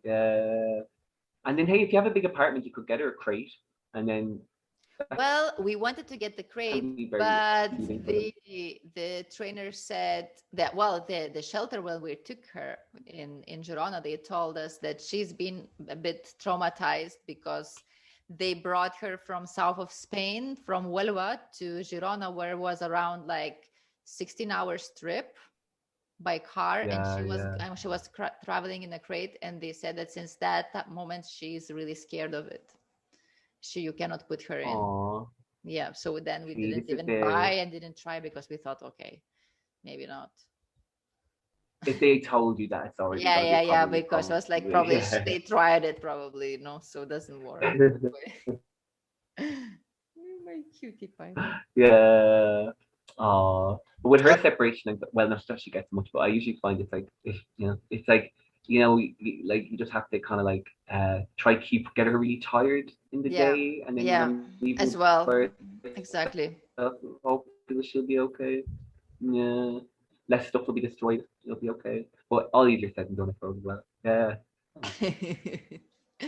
How did your life improve since you have Tash? Oh, I met lots of really lovely new friends. I learned lots of interesting things about people I didn't really know. Like I just learned to. I hadn't felt as part of a community or like connected to the place that I lived in Germany Mm-hmm. until I got attached. And after that, I just felt super connected to the people in my area and the area itself. And I felt even comfortable, like more comfortable here because, Yeah, I leave the house now and I see people I know and I wave at people and that's like what I'm used to. So I feel like it's just made me more comfortable where I live and more comfortable with the people around me. So that's definitely the best thing. And I just love when you see all the other dog people without the dogs. And it's just like, hey, like kind of one heute. like, But yeah, no, so I definitely think that it's like she just helped me connect to the city where I live in a different way that like taking drugs and drinking booze exactly. didn't help me connect, Exactly. you know? Exactly. And what about yourself? Oh, so much. Like, I'm thinking, like, definitely, as you also say, the communication part, like with the stranger people in the street, Mm. like this connection, this, like, even if it's just like the short talk, just like hello, blah blah, how old is your dog, and so on. It's like so nice, because it made me Yeah. also understand that the whole community of people having pets, everyone wants to connect, everyone wants to share Mm. their knowledge and speak about it, because we all learning these things. So Yeah. this, it gave me, as the same as to you, a bit this integration into the place where I live as well. um Made me more physically active. Oh, yeah. This is Definitely. crazy. It's like, Yeah. I'm working since 4 years, no, 3 years, sorry, on the computer daily, and was at times for the last years before adopting her, that I had like problems also, like with my hip and with my back sometimes, because of the long hours on the computer. And now I'm out 3 times minimum a day, going for a walk. Yeah. And on top, the long walks on the weekend, and all the long walks in the evening before sleeping. And it's amazing. I think my body physically got, like, my legs got way more stronger just of walking with her all the time, Again, Yeah. breathing fresh air. It's It like puts color in you. Yeah, it's yeah. like crazy, like all of the things. No, it's super nice. That is like Like, definitely like getting out in the fresh air and then just always being that little bit fitter. You know what I mean? exactly. Like, It also brings like kind of the whole new routine. So it's also, yeah. I used to love sleeping for long, hours, and I was always hating to wake up. Now I'm really excited to wake up, because I have to take out my dog out. Well, normally my partner takes her out in the mornings, but even I don't mind to take her out instead of him, and I'm like, oh, I sleep longer, I will take her, because it brings me in this routine, like, okay, I will wake up earlier, then the next thing, I will not go back to bed, I will go to have my coffee, I will meditate, I will do yoga or something, and then I start my work. And it's amazing, because Yeah. she wakes us up like 6:30 in the morning. Oh, really? Oh my God, no way. Well, Whoa. lately she got a bit better, because lately it's like 7 maybe, but normally 6:30, like, hi, I'm here. I'd like a little bit more of that from her because I sleep late and so does she. So sometimes it's like, oh Tash, you should have woken me up to pee or something. Why are we getting up at like 11 o'clock? Oh, lucky you. Oh, Lucky no, you. but she would like. There's been days that I've hung over where it was 1 o'clock and it's just like crawling out of bed. It's just like, wow, can't believe you didn't need to pee. Like, but yeah, I think it's though because I used to work the mornings Yeah, really early. yeah. So, and we used to like be up at about like 6 to be in work at 7. So getting up early used to be something that she was forced to do maybe. So it's just like when she gets the opportunity to not do that, Yeah. she's like takes advantage of it. But now, yeah, but definitely was it would be better if she woke up earlier because I'm bad at that too. Yeah. Yeah, it's also, it's also not only like the improving. Oh, she came to see.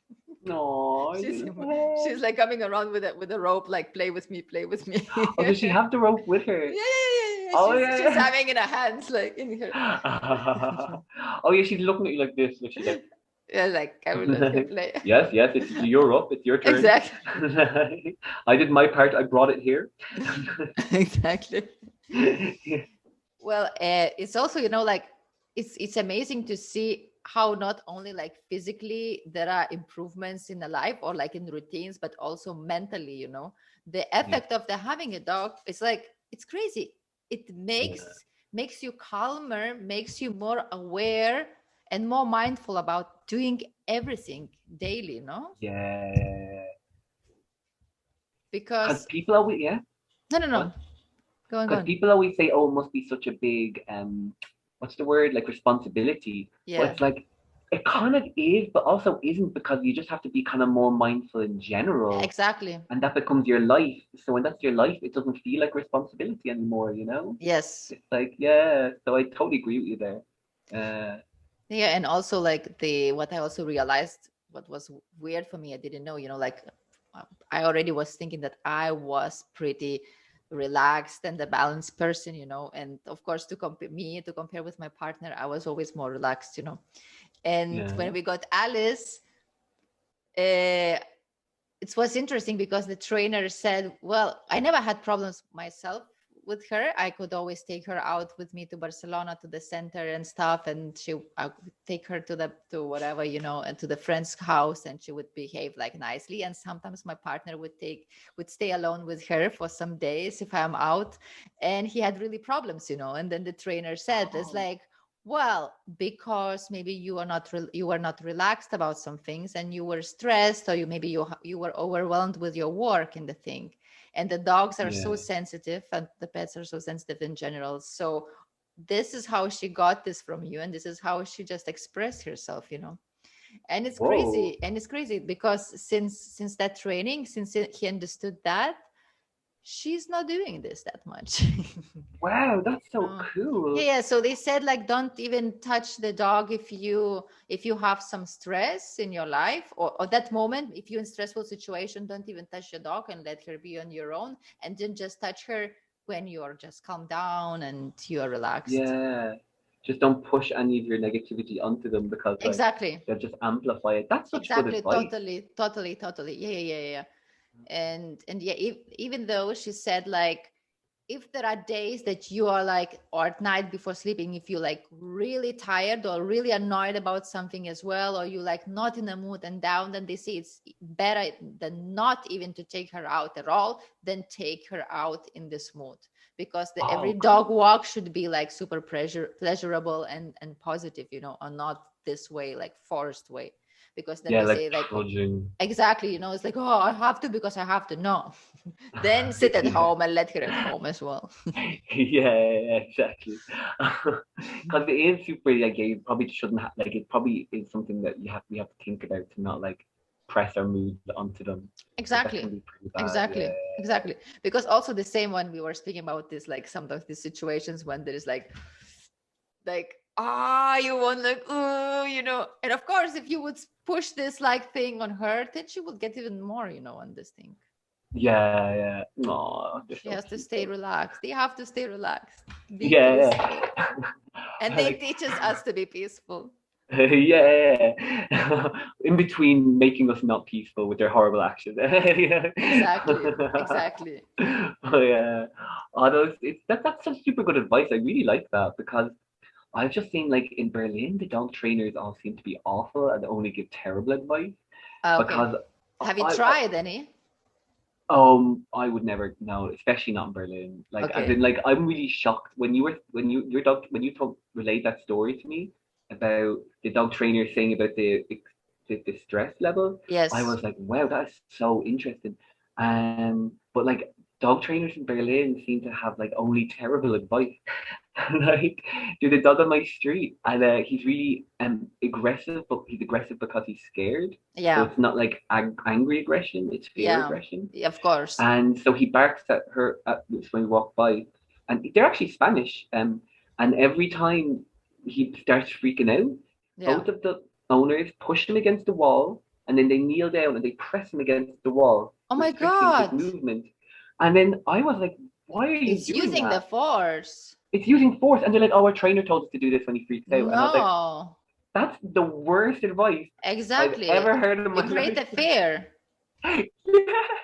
And like, so I'm like, you paid so much. So that's like my opinion right now, dog trainers. So the fact that it sounds like you have a good one, maybe I should be a little bit more open-minded to the No, idea. no, exactly. Because, well, even the trainer was speaking a lot about the other trainers as well. And That to me is like, I feel like that is something you should know is a terrible idea, even if you've never met a dog in your entire life. Like, you exactly. know what I mean? Like to push, and because it's this low wall, so they both push him and they push him into the little corner against the wall, and then they So use their bad. hands. So It's bad. ba- it's bad, and they love him. But I suppose if you paid someone that you think is a professional, maybe you would do what the professional tells you Well, over then what is there's your just like a instinct. trainer, who's like, but it's not like really dog behaviorist who understands the behavior of dog, Yeah, and not really.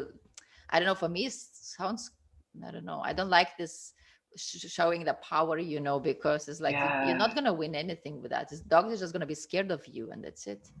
You're gonna be scared of you and scared of situations that Yeah. remind you of Exactly. him of this situation, and Yeah. it just seems like a big knock-on effect that you're setting yourself up for.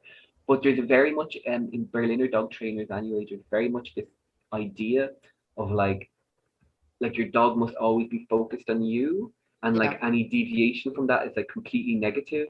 So they teach your dogs like not to like even pay any attention to other dogs in the street and stuff like that. And I Yeah. just don't think that that's such a great like So they want if to make it's them passive completely. completely passive and completely like focused on you. Whereas like one of my favorite things is when you're walking by another dog owner and neither of you have too much time, and Yeah. then you both kind of do that kind of slow motion, not quite a stop where you're letting your dog sniff each other, and it's just like yeah, and then you move on. Like I love that. So to not have that and to train it out of my dog, I I always don't let think my dog to say hello to all of the dogs. yeah. I And always even if let you her don't have say much hello. It's time, like this is it might be a potential friend. yeah, exactly. And even if you don't have much time, I think it's good to do a slow motion move and then let them have a little sniff and be like, come. Exactly. Exactly. At least Yeah. at least to say hello. One sniff. Yeah. So I think so to train that out of your dog just seems crazy to me. Like, you know what I mean? Like to have somebody teach you to train that out of your dog, like I just don't think that's a good idea at all. No. Yeah, well, though, unless the dog is really excited and has a lot of energy and doesn't cannot control himself, even Yeah. if saying hello, then in this maybe extreme cases, like Extreme Alice, case. that when she has so much energy, and when if she sees the dog that she likes, she is like, she can behave, but the moment you give her a chance, she's like.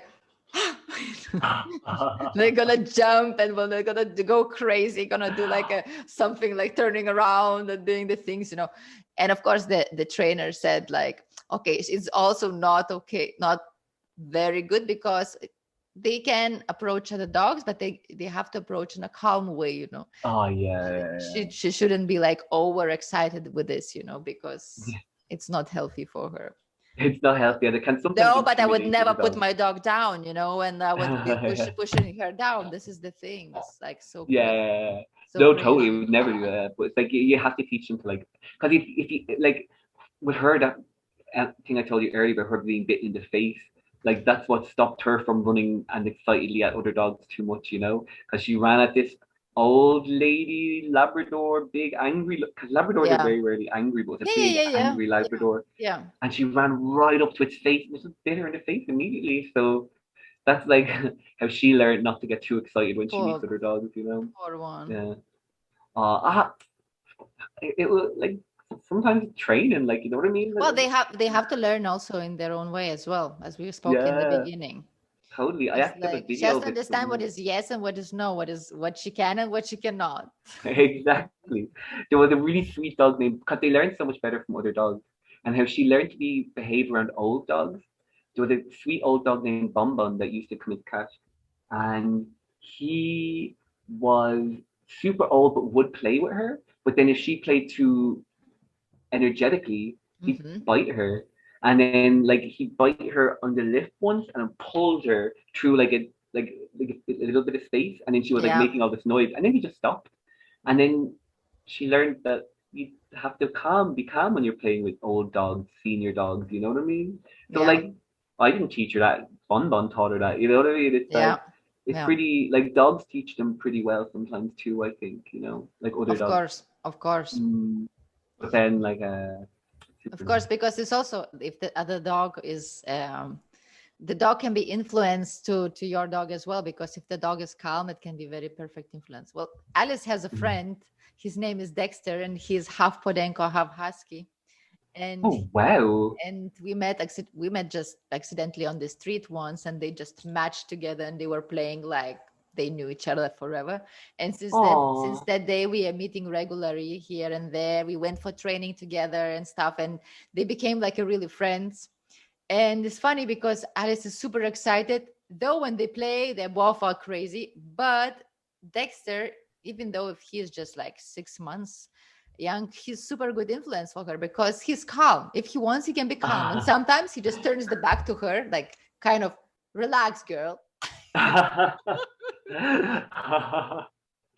That's so cool. That Because but at the that same is time, right. other type of the dogs can be also the opposite, influence. Like if there is super active or super nervous dog, can also influence her to be nervous and active.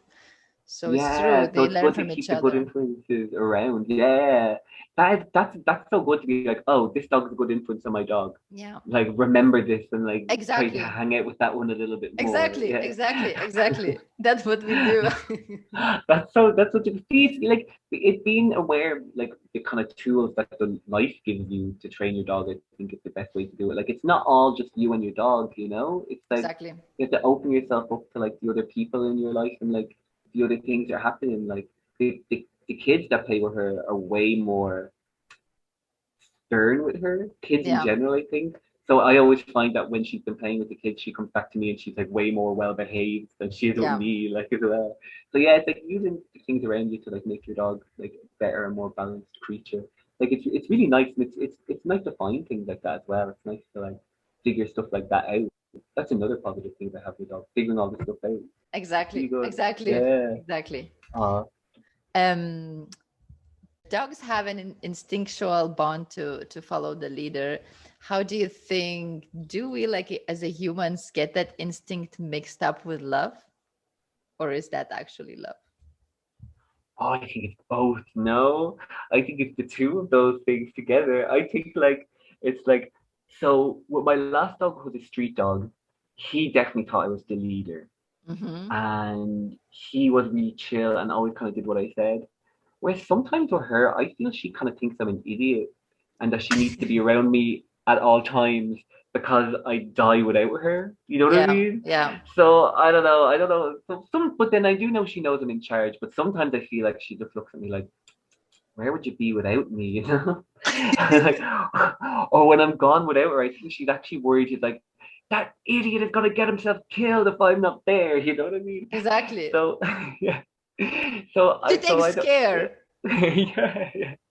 And even one of my friends says like she always walks like a little bit further ahead as if she's like securing the perimeter for me. So like, Ah, so I suppose like yeah, they do know you're the boss, but I don't know if she always respects me completely, like you know. But yeah, no, but I definitely think there is love. So I definitely think like I do think that there's this whole pack mentality, exactly, but the pack mentality. Yeah, yeah. Yeah, but that's also something that like, so when you haven't seen someone for ages, and then like you see them and then you get excited. Yeah. Like apparently the part of your brain that makes that emotion happen is just like really big in dogs. Yeah. So like the fact that they're more predisposed to love is actually something chemical in them as well. Like, you know what I mean? It's Yeah. like that's why they're pack animals. Like if you look at a cat isn't a pack animal. They live in kind of like groups a lot of times, but they're Yeah. not pack animals. Yeah. Whereas like the actual makeup of a dog's brain like makes it that the dog is more excited and happy and loving of the creatures and people that it's accepted into its fold, Yeah. Yeah. So I definitely think they love us. And if some scientist comes out tomorrow and say they definitely don't, well then I'll completely discount all science because because I know they love us. At least for the And food. and leaving the food. Well, I'm not saying it takes a lot to make them love us, Exactly. but I definitely think they do, yeah. Because even it's like we're their pack, So they know we're the boss, but they're also worried for us, and I think they also love Totally. us. Totally. Yeah. Yeah. Yeah. Yeah. Totally. Totally. No, but do you not get that? Because I don't know if this is a girl dog thing or a Tash thing. So do you not get sometimes that you feel like your dog is looking at you like, oh, like I could do this faster myself. Like you never get that feeling that they're kind of like, come on, what time is it? You never. She's having this when before going out for a walk, when I'm trying to put on the harness and everything, and she's just like sitting and like looking into the other side, and seriously, like, Yeah. can you be faster? Exactly. So if somebody was your ultimate master and you wouldn't feel that way for them. You would be like, yes, master, I'll wait. But I think the fact that they're like get a little bit fed up and annoyed at us sometimes, Yeah. it proves that like, we're the top dog, but we're still another dog. And Yeah. like they're still sometimes like annoyed at us, you know what I mean? And I think that's proof that they love us, the fact that they get annoyed at us sometimes. Exactly. Exactly. Yeah. Exactly. Do you think that the lockdown and the whole COVID situation have brought people to closer to their pets? In a lot of cases, yeah. Like I think there's definitely negative situations with it. Like oh, the friend of mine rehomes dogs, and he has rehomed quite a few dogs since COVID, and no, none of the dogs were abused, so Yeah. it's not like that sort of sad. But it's there's some like there's one guy and like he basically he got his dog to be happier during COVID, and then he just didn't have the energy to kind of finish teaching the dog anything. Yeah. And it was more a case of not negligence in a cruel way, but negligence in a kind of emotional way the dog had to Mm. suffer. Mm. And like this is the only story I've heard like this about Yeah. that, and that made me a bit sad. Like one of the things, and this is just such a small thing, like he to tire the dog out, he used to throw balls for the dog, but like he used to bring out two because he didn't want to teach the dog to give it back to him. Yeah. So he just like throw, and that to me just sounds like, oh, you're not even thinking about your dog. You know Yes. what I Yes. mean? Not putting any energy in that. Yeah, and then but he fed the dog, and the dog is healthy and fine. But like this is the person, like this isn't my friend. My friend's rehousing this Yeah. dog, Yeah. Yeah. and I think that person is, it's like, yeah, you probably didn't get that dog, and he was in his defense. He realized he got the dog for the wrong reasons, Mm. and he gave the dog away, which is a Yeah. good thing, it's a positive thing. But Yeah. I do think that it's helped people a little bit, the dog stuff. But I have seen, like, I think a lot of people get the wrong dog, and I think that COVID has really exacerbated that. Like, there's a dude in my neighborhood who really wanted a border collie, and now he has the border Oh my collie, God, and there's so much energy there. so much energy, and he always has the dog on this much leash. They're always marching around. He never looks at the dog. He's not happy with this dog, you know what I Yeah. mean? Yeah. And it's like you can see it. It's like, dude, you should have got a Jack Russell Terrier. See, that's my Exactly. answer to everything. It's like if you want a Exactly. low impact dog, get a Jack Russell Terrier. It'll pay enough attention. But you got a dog that you saw on the internet, maybe I think, and like You don't have It's the right true dog for because you people now. gets the wrong dogs. Exactly. People get the wrong dog. And especially in Berlin, like I know one guy who has a husky. I don't know him because he's not a friendly person, but he when his dog tries to play with other dogs, he stands between the dog and the other dog, and it's like you literally bought a dog that was bred and raised to pull a sleigh with a bunch of other dogs that's supposed to spend its whole life with. You know what I mean? And you're Yeah. stopping it from interacting with other dogs. Like that's crazy. Like, you know what I mean? It's like Yeah. Yeah. you have to know your breed before you get the breed. And well, no, that's actually bullshit. You have to maybe it's best if you know the breed before you get the breed, but then once you figure out what dog you have, you kind of have to change your life a little bit to suit Of that, course, totally. you Yeah, know? yeah, yeah. Because if Yeah. you So I dedicate yourself understand, to yeah. this breed, then you have to adapt to that. You have to Exactly. You put have to more adapt. energy there. Yeah. So if you're an antisocial person who doesn't, because I'm with some dog owners, because Germany can be quite antisocial. I'm fine with not talking to the dog owner sometimes and just Yeah, yeah, letting the yeah. dogs sniff each other. Yeah, That is, exactly. Exactly. if you're awkward, Exactly. I am I'm the here. same. Okay. I don't mind. Yeah. I'm here not for the people, I'm But here for my dog. yeah, and I like the people too. But then if I meet those people that are like, I don't want to talk to you, but like the dogs do, I'm like, oh, I respect that I'm completely. fine. Whereas like this, yeah. Whereas this dude is just like he actively tries to get his dog away from other dogs at all times, and it's just like it's a husky, you know what I mean? It's a husky, like. Yeah. But then these are just cases. But then I know loads of people who bought who got Corona dogs and loved them as well. Like, you know what I mean? So it has helped us all get closer to them, and they're here more. But I don't know. For the situations I've seen, I always think about the kind of poor dogs that suffered from Yeah. it or Yeah. suffered because of your pet, definitely. But you worry about the kind of stuff. Exactly. Especially like more for the when we were locked down, we could not travel around, so we could walk around with our dogs. Yeah, A that was the lot. positive. Yeah. That was really good. And like I just sometimes I talk to other dog owners and it's like I don't know if I would have gotten through that as a sane person if I didn't have the dog. Like, you know what I mean? Yeah. Like Yeah. yeah. Like I've been dealing with a friend that has got a bunch of mental issues from lockdown recently. And then like so much of what happened to him I really think was just having too much of his own time on his hands Mm. and making lots of bad decisions. Mm. So I felt really grateful that I have a little mean animal that will give me trouble if I make too many bad decisions. You know what I mean? Exactly. Exactly. It's like, whereas like I think when these people were just left to themselves, maybe sometimes it's just really hard to motivate yourself to be a Yeah. healthy, Yeah. happy person. Because Exactly.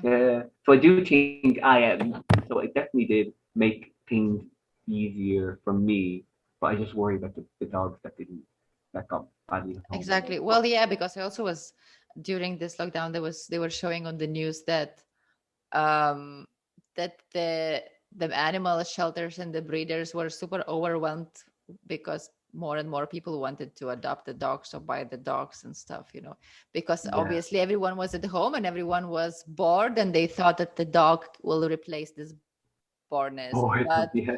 But actually, it's so super dangerous as well, because then will be some moment when these dogs going to be left when Yeah, that's true. And then Kong will go out of will become the most powerful company in the world when yeah, everyone has to go yeah, back to work. Yeah. But exactly. yeah, but I've noticed that with her as well. Like she used to when I worked, she wasn't perfectly good being left home by herself all day unless she was in heat. Yeah, And she's a little bit more like destructive now when I leave her at home for like much shorter spaces of time. And I yeah, think it's just because we spend all our time together, like, and yeah. she's just so used to that now. Yeah. So it'll be hard if I go back to work soon anyway. Yeah. Uh, Do you have any advice for other dog owners or the future dog owners? oh. What I said at the start, definitely. Um, you pick up your dog's poop. You walk your dog. You clean up after it. You feed your dog. At the end of the day, no one can give you best dog advice than yourself. You can listen to what everyone else says, but at the end of the day, you have that connection and you love the animal loves you. So it should any decision you make should always just come down to your own heart and what you feel is right. And that way, even if it's the wrong thing, at least you can both grow from that. And that's, I think, the best dog advice. Yeah. Beautiful. Thank you.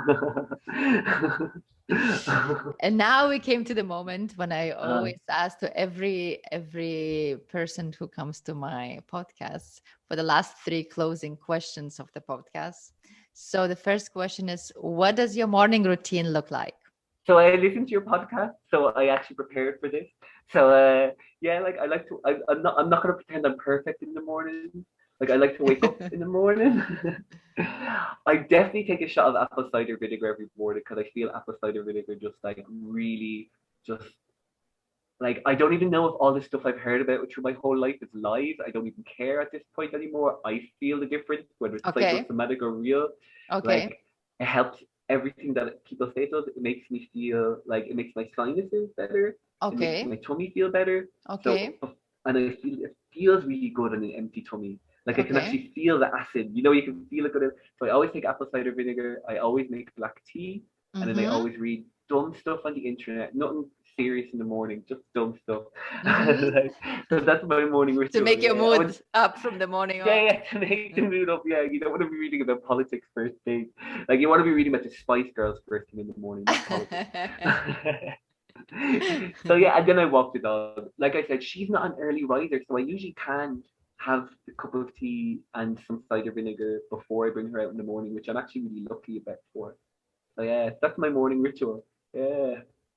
The second question is there any important book that has helped you improve over the years? Yeah. And so there's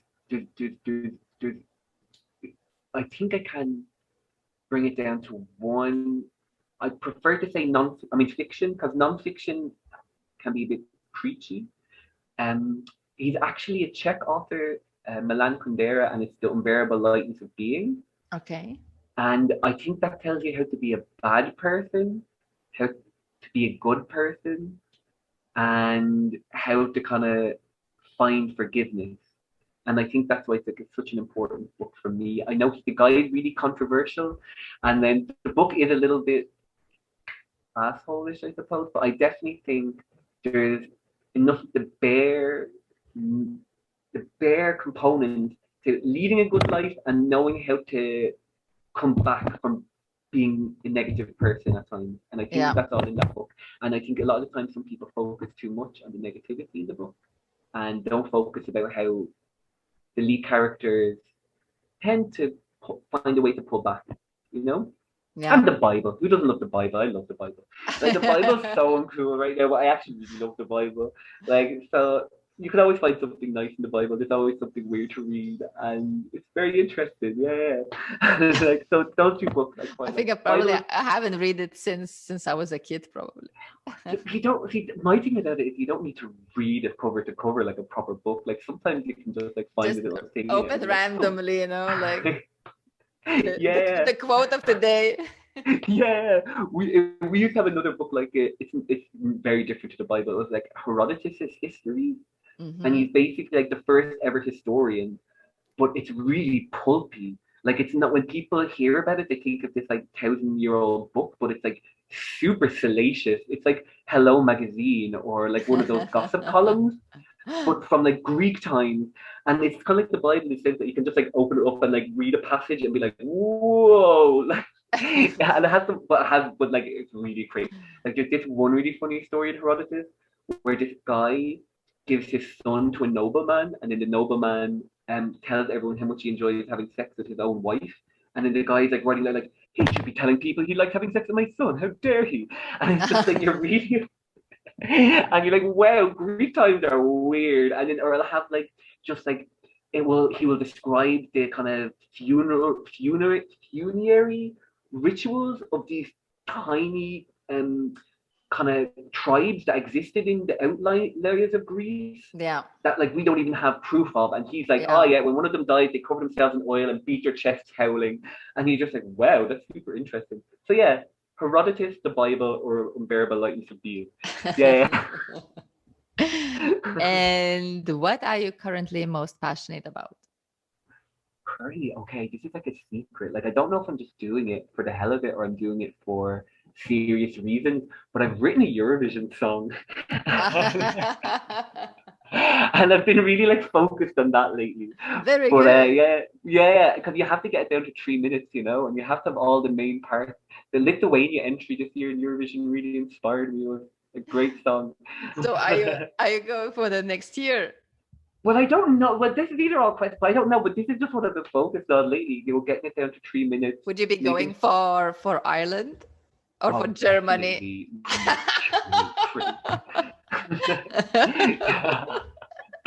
But I don't. We don't even know if it will be next year. But I don't. But that's been what I've been doing. I've been like writing the song, trying to get it down to 3 minutes, trying to have enough song in 3 minutes. Cause I don't know. Did you watch? You try to get all of the formulas of the perfect hit, no? Yeah, you have to. You have to. Yeah. You have to have your slow part, your fast. Yeah, definitely. So I've been doing that. Yeah. I don't know. I've been focused on that a lot and training my dog and stuff like that. So that's been like Wonderful. one of my most fun and most focused lately. Yeah. I wish you a lot of luck. So I hope the next year I see you in your Eurovision. Yeah. Or maybe not, but hey, at least I've got the song handy, Exactly. Oh, and I also wish you lots of love and happiness, and it seems that you're doing great in Spain, and it's really great to see you do great in Spain, and really great to see how happy you are there, and it's lovely. Yeah. Yes. And I'm loving your podcast, by the way. Oh, thank you. Yeah. Oh, Thank you. Yeah, oh, hopefully it's gonna grow bigger and more wider with oh, that hopefully. time. Yeah. Addie, thank you so much for sharing all of this information and tricks about your beautiful girl Tash and about all of Oh, the thank you. experience you collected for the years with the dogs. Yeah, thank you so much for having me. That was a lot of fun, and I was like super nervous at first, but it was a lot of fun. You didn't look to be nervous. Oh, well, you You didn't look didn't nervous seem either, to. but but thank you again. Thank you, and I love the podcast, and I love your attitude, and it's just really fun to be able to have this like nice conversation and to listen to these nice conversations when Mm. you're walking your dog. Perfect time for podcast. Okay. And the last thing to say is to everyone are like the dogs are actually individuals, and as Addie said in the before, there are many advices around, but as he said, you are feeding your dog, you're picking up the poop, so you are the one to understand them and know them better. So they are individuals, and give yourself a chance to get to know that individual, to that real individual. That is so And true. That is so perfectly true. Yeah, yeah. And thanks everyone who was watching this video. And I really hope you enjoyed our funny chat filled with the laughs with Andrew. And if you want to get more tips about yoga, mindfulness, meditation, self-awareness, nutrition, and all these related topics, you can subscribe to OneMindZone.com newsletter and receive the free mindfulness challenge. Is also like a dog. It is one of your mindfulness exercising to become more mindful person. So the same, you can also learn more other things and track your habits. And you can also subscribe to this channel, and you will receive notifications as soon as the new video will be published. And until now, that's it, and see you next time. Bye bye.